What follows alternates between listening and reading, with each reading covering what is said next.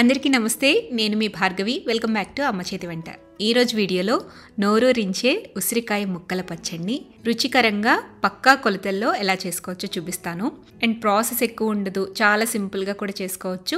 ఎవరైనా ఈజీగా ట్రై చేసేయచ్చు. జనరల్గా ఉసిరికాయ పచ్చడిలో చాలా వరకు పచ్చడంతా తింటారు కానీ ఉసిరి ముక్కలు మాత్రం తినరు, వాటిని పక్కకి తీసేస్తూ ఉంటారు.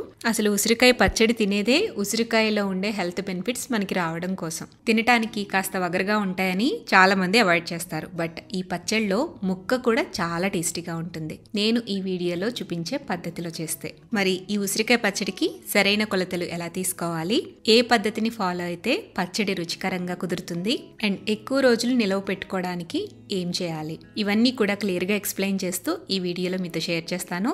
వీడియో చూసాక తప్పకుండా మీరు ఇంట్లో ట్రై చేయండి. రెసిపీ ప్రాసెస్లోకి వెళ్ళిపోదాము. ఈ పచ్చడి చేసుకోవడానికి ఫస్ట్ 1/2 కేజీ దాకా ఉసిరికాయలు తీసుకున్నానండి. నేను 1/2 కేజీ ఉసిరికాయలతో పచ్చడి పెడుతున్నాను. మీరు 1/2 కేజీ ఉసిరికాయలతో పెట్టుకోవాలి అనుకుంటే క్వాంటిటీస్ సగం చేసుకోండి.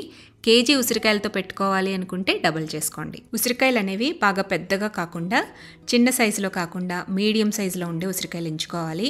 ఉసిరికాయలకి దెబ్బలు లేకుండా ఉండాలన్నమాట. ఎక్కడ ఘాట్లు కానీ కుళ్ళినట్టుగా కానీ ఇలాంటివి ఏమీ లేకుండా నీట్గా ఉన్న ఉసిరికాయలు తీసుకోండి.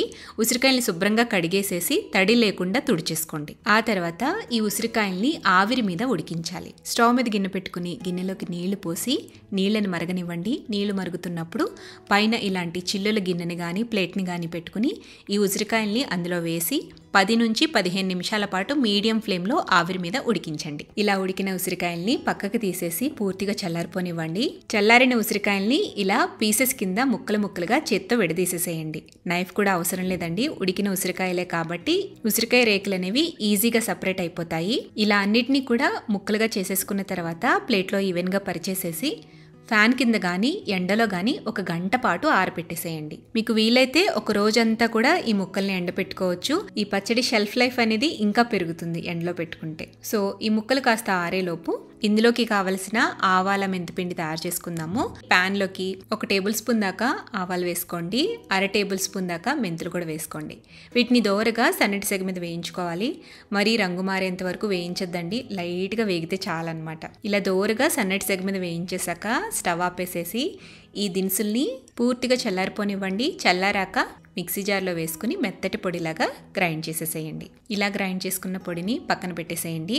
ఇప్పుడు స్టవ్ మీద అదే ప్యాన్ని పెట్టుకుని ప్యాన్లోకి 1 కప్పు నిండుగా వేరుశనగ నూనెని కానీ నువ్వుల నూనె కానీ వేసుకోండి. నేనైతే వేరుశనగ నూనె వాడుతున్నాను. వెయిట్లో కనుక చూసుకుంటే 250 ml నుంచి 300 ml దాకా ఈ 1/2 కేజీ ఉసిరికాయలతో చేసే పచ్చడికి సరిపోతుంది. నూనె వేడెక్కిన తర్వాత ఈ నూనెలోకి మనం ఎండలో పెట్టుకున్న ఉసిరి ముక్కల్ని వేసి వేయించాలి. కేవలం మీడియం ఫ్లేమ్లో మాత్రమే పెట్టి ఉసిరికాయ ముక్కల్ని కలుపుకుంటూ నిదానంగా వేయించండి. అన్ని ముక్కలు ఈవెన్గా వేగాలి. ఎలా వేగాలో కూడా నేను క్లియర్గా చూపిస్తాను. ఇక్కడ చూడండి, కలర్ అనేది లైట్ గోధుమ రంగు రావాలి. మీకు క్లియర్గా కనిపిస్తుంది కదా. ఉసిరి ముక్కల్ని ఈ రంగు వచ్చేదాకా వేయించుకుంటేనే ఉసిరి ముక్కని కూడా ఆవకాయ ముక్కలా ఇష్టంగా తింటారు. ఇలా వేయించుకున్న ఉసిరికాయ ముక్కల్ని మనం ఏ బౌల్లో అయితే పచ్చడి కలుపుకుంటామో ఆ బౌల్లోకి తీసేసుకుని పూర్తిగా చల్లారనివ్వండి.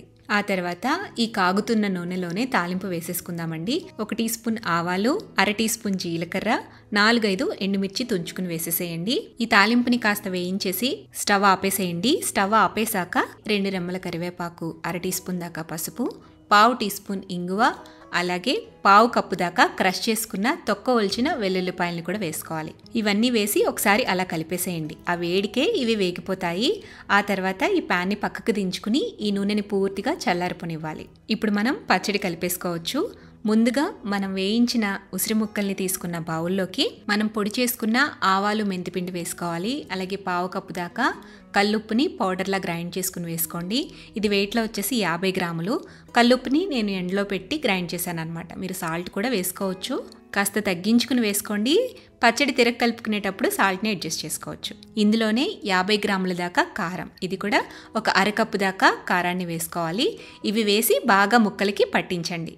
గరిటతో బాగా కలిపేసేయండి. మనం చల్లారి పెట్టుకున్న తాలింపుని నూనెతో సహా ఇందులో వేసేసి కలుపుకోవాలి. ఆ తర్వాత ఈ పచ్చడిలోకి పులుపు కోసం మనం నిమ్మరసాన్ని వాడతామండి. 1/4 కప్పు దాకా నిమ్మరసం వేసుకోండి.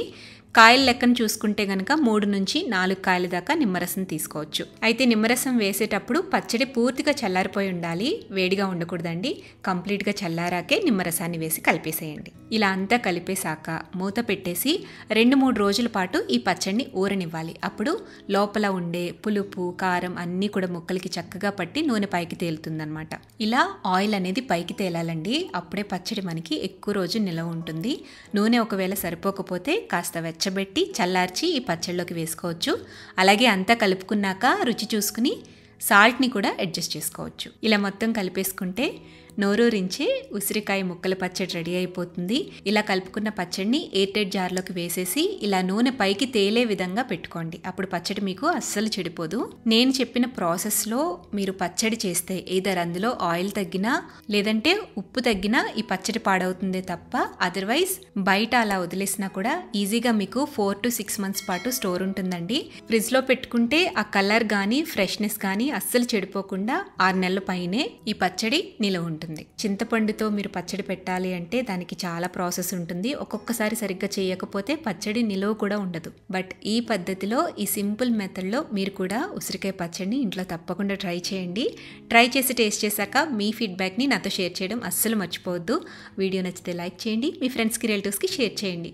మరిన్ని టేస్టీ సింపుల్ క్విక్ రెసిపీస్ కోసం అమ్మ చేతి వంట ఛానల్ని సబ్స్క్రైబ్ చేయండి.